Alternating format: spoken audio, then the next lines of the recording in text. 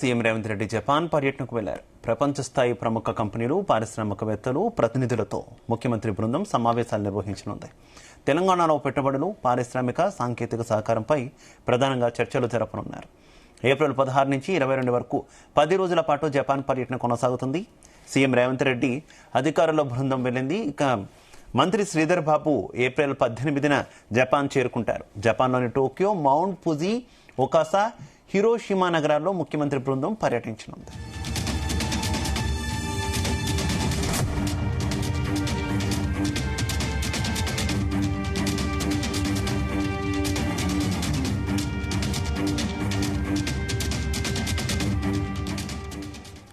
రైటిక CM Japan పర్యటనకు సంబంధించి మరింత సమాచారం మా బ్యూరో చీఫ్ నరేందర్ అందిస్తారు.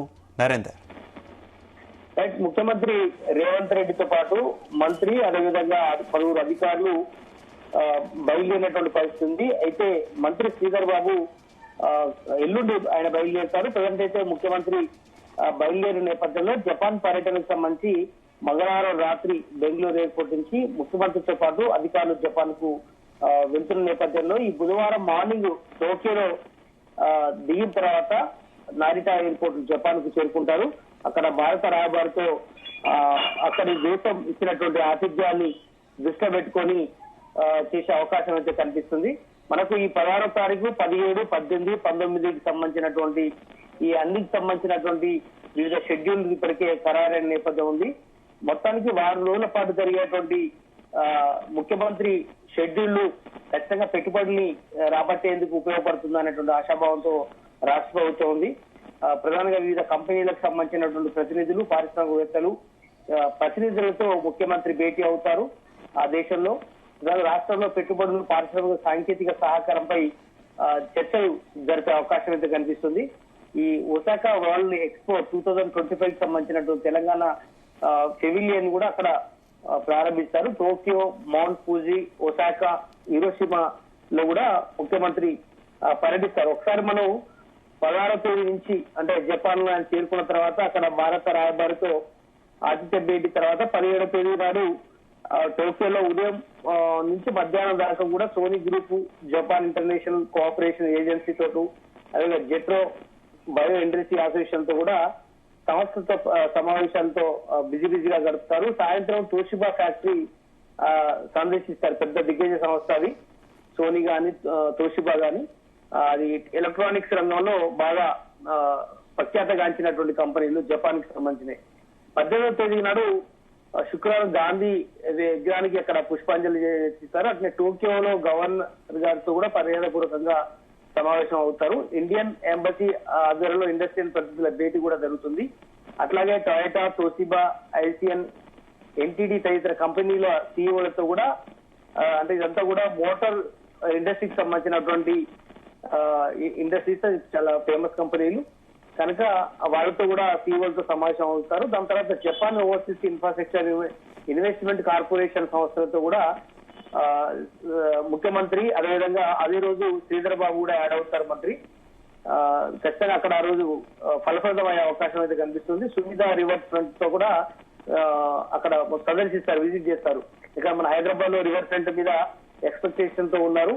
ఇప్పటికే 2-3 చోట్ల తిరిగి వచ్చారు. బట్ ఈ రివర్ ఫ్రంట్ కూడా ఈ సుమిదా గారి మీద కూడా ఒకసారి అధ్యయనం చేసే అవకాశం అయితే కనిపిస్తుంది. 19th నాడు శనివారం నాడు టోక్యో నుంచి ఒసాకాకు వెళ్తారు. మౌంట్ ఫుజీ ప్రాంతాన్ని సందర్శిస్తారు. అక్కడ అరకు రయామా పార్క్ కూడా అక్కడ సందర్శిస్తారు. ఏప్రిల్ 20వ తేదీ ఆదివారం నాడు కిటాకిషు సిటీని ఆయన సందర్శిస్తారు.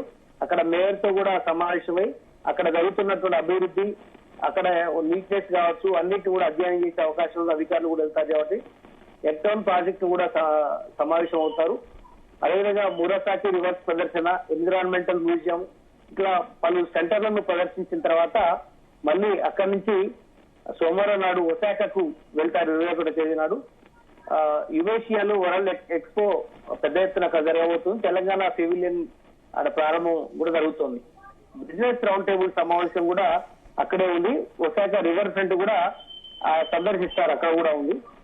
ఇక ఏప్రిల్ 22 నాడు చివరి రోజు ఒసాకా హిరోషిమా నాగసాకి మనకు జపాన్ అంటే గుర్తొస్తుంది. అక్కడ హిరోషిమా చాలా కాలం పాటు చాలా అభివృద్ధికి నోచుకోనుంది. బట్ ఈ మధ్య కాలంలో గణనీయంగా అక్కడ డెవలప్మెంట్ యాక్టివిటీలో ముందంజలో ఉంది. చాలా డెవలప్మెంట్ కూడా జరిగింది కనుక అక్కడ హీరోషిమాను సందర్శిస్తారు సీఎం రేవంత్ రెడ్డి, మంత్రులతో పాటు అధికారులు. అక్కడ హీరోషిమా పీస్ మెమోరియల్ సందర్శిస్తారు.